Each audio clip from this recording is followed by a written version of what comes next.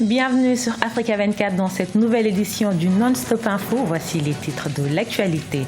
En République démocratique du Congo, le dialogue politique aura finalement lieu.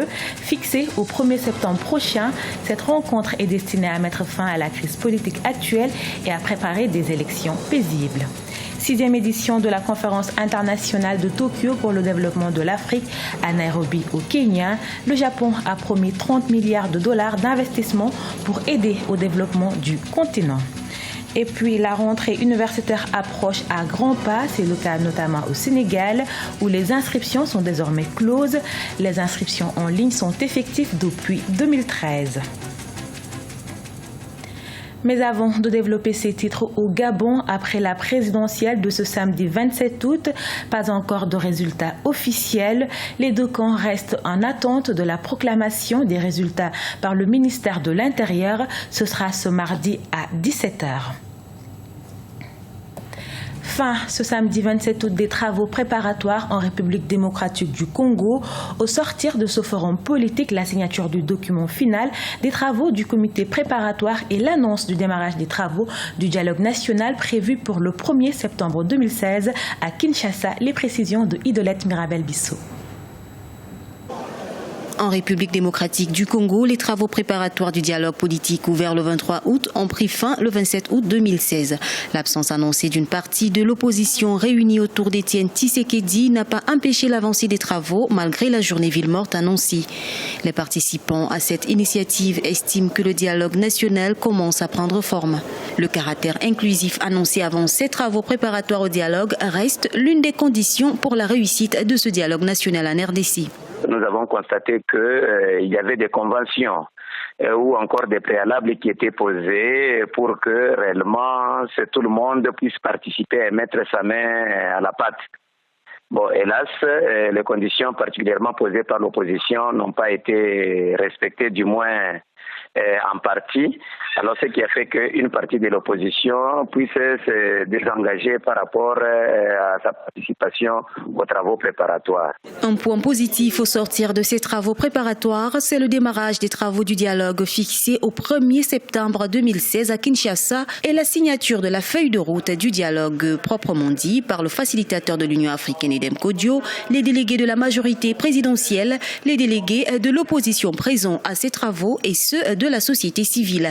En République démocratique du Congo, il y a eu beaucoup de rencontres dans ce sens-là et l'histoire se répétant, nous avons constaté que toutes les fois que des rencontres ont été organisées en mettant à côté une partie non négligeable du reste, les résultats n'ont pas été fameux ou escomptés. Alors, lorsque nous analysons, on pense que peut-être c'est une gestion par défi. Les facilitateurs voudraient faire voir à l'opinion tant nationale qu'internationale qu'il est là et qu'il a les qualités requises pour conduire les travaux jusqu'au bout. La feuille de route du dialogue prévoit un chronogramme de 15 jours. Parmi les principes conducteurs du dialogue, le respect de la Constitution de la RDC et la mise en œuvre de la résolution 2277 du Conseil de sécurité des Nations Unies, ainsi que l'engagement à adopter le consensus comme mode de prise de décision. La 6e conférence internationale de Tokyo sur le développement de l'Afrique a eu lieu à Nairobi du 27 au 28 août 2016.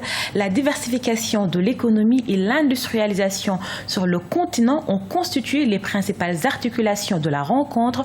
Une occasion également pour le continent de signer plusieurs accords commerciaux entre le Japon et l'Afrique. C'est un reportage de Leopoldo Enememba Soué, commenté par Berama Saonera. Le Japon va investir 30 millions de dollars en Afrique pour les 3 prochaines années. C'est la promesse du Premier ministre japonais Shinzo Abe lors de la conférence internationale Japon-Afrique à Nairobi qui s'est tenue du 27 au 28 août 2016. Une trentaine de chefs d'État y ont pris part. Les principaux points des débats ont porté sur l'industrialisation de l'Afrique, l'amélioration de la santé, la sécurité et la paix. À ma qualité de président de l'exercice de l'Union africaine, je plaide en faveur des investissements japonais massifs sur le continent dans le secteur clé comme l'énergie, l'eau, la santé, l'environnement, l'agriculture, les infrastructures et l'industrialisation. Seuls des investissements conséquents à la hauteur du poids économique du Japon pourront donner une consistance à notre action commune et faire de nos ambitions pour le développement et la prospérité de l'Afrique une réalité. À travers cette rencontre, le Japon souhaite promouvoir les instruments visant à augmenter les échanges commerciaux avec l'Afrique. De même, les secteurs sociaux des bases comme l'éducation et la santé seront parmi les axes prioritaires de la coopération entre l'Afrique et le Japon. Certains pays souffrent de la stagnation du prix des matières premières, dans d'autres, la paix a été brisée. Mais l'Afrique n'a pas l'intention d'arrêter sa marche en avant. En Afrique, les problèmes n'existent que pour être réglés. Et le Japon souhaite ardemment régler avec vous les problèmes du continent. Il n'a pas l'intention de relâcher son effort. Cette 6e conférence du TICAD est la première sur le continent. L'Afrique est aujourd'hui un partenaire de premier plan du Japon. À travers cette rencontre, le Japon souhaite consolider sa position sur le marché africain en plein essor. Au Burkina Faso, les Kogloego ont saisi des armes et du matériel. Ce samedi 27 août, le groupe d'autodéfense a remis au ministre en charge de la sécurité, Simon Compaoré, le matériel saisi. Il s'agit notamment des munitions prises aux mains de délinquants lors de leurs nombreuses opérations de ratissage. Les précisions dans ce reportage de Jean-Paul Ouedraogo, correspondant au Burkina Faso. Après avoir occasionné des débats contradictoires autour du cadre légal régissant leur création il y a de cela quelques mois, les groupes d'autodéfense, les Kogloego, sont à nouveau au cœur de l'actualité. Le jeudi 18 août, les membres du groupe d'autodéfense ont été accusés d'avoir tiré à bout portant sur des individus. Une bavure de plus qui pose le problème de la place des Kogloego dans le dispositif sécuritaire de la République. Certains citoyens sont favorables à leur maintien. Les Kogloego affirment leur utilité, mais demandent surtout à être formés. Depuis que les Kogloego sont là, plus rien ne se perd comme auparavant. Nous passons des nuits paisibles et n'avons plus peur. Nous avions beaucoup de problèmes. Quand on quittait le village pour la ville, on ne pouvait pas se rendre au marché. Quand on s'y rendait, il fallait regagner le village avant la tombée de la nuit. Avec l'arrivée des Kogloego, plus rien ne nous effraie. Preuve de leur disposition à agir dans le respect de l'état de droit, les Kogloego ont remis samedi 27 août aux autorités des butins saisis aux mains de délinquants. Au total, 140 armes à feu de fabrication artisanale, 11 motocyclettes, des couteaux et des plaques solaires ont entre autres été présentés. Pour le porte-parole du groupe, cela ne fait plus aucun doute que les Kogloego ont un rôle prépondérant à jouer dans la sécurisation du pays. Les Kogloego me chargent de vous dire qu'ils sont heureux de vous avoir à leur côté cet après-midi.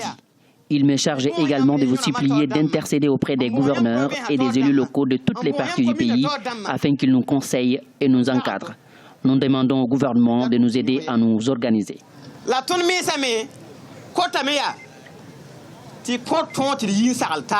Toutefois, le ministre s'est voulu on ne peut plus clair quant au sort réservé à certains membres du groupe détenus depuis bientôt 3 mois à la maison d'arrêt et de correction de Ouagadougou. C'était à la faveur d'affrontements en juin 2016 dans le quartier Zongo entre les Kogloego et les habitants. L'affaire, selon le ministre, est entre les mains de la justice. Il ne reste plus qu'à souhaiter un dénouement heureux, a-t-il confié. Le stress est à son comble pour les étudiants sénégalais à quelques jours de la rentrée universitaire.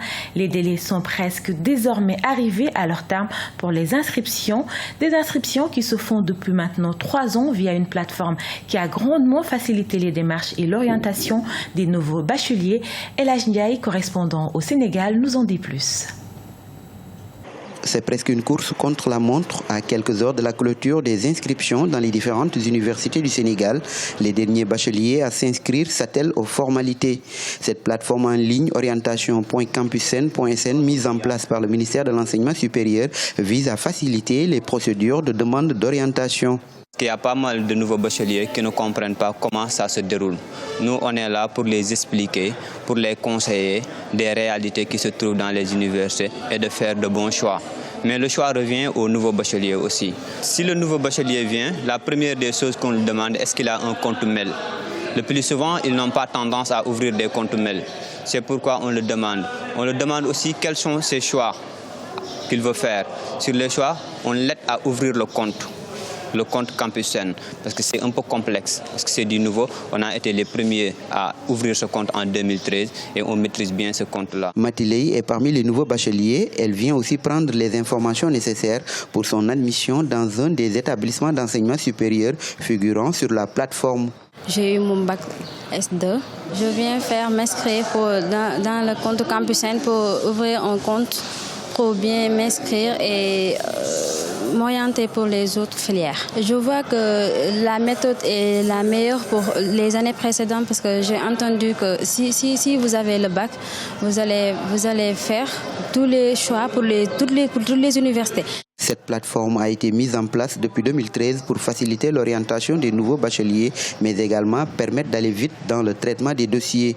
Une formule qui se révèle performante puisque cette année déjà, près de 25 000 nouveaux bacheliers sont déjà orientés via la plateforme Campus Sen et plus de 12 000 autres attendent leur orientation. C'était le journal de la rédaction. Merci de votre fidélité. Restez sur Africa 24, l'information continue.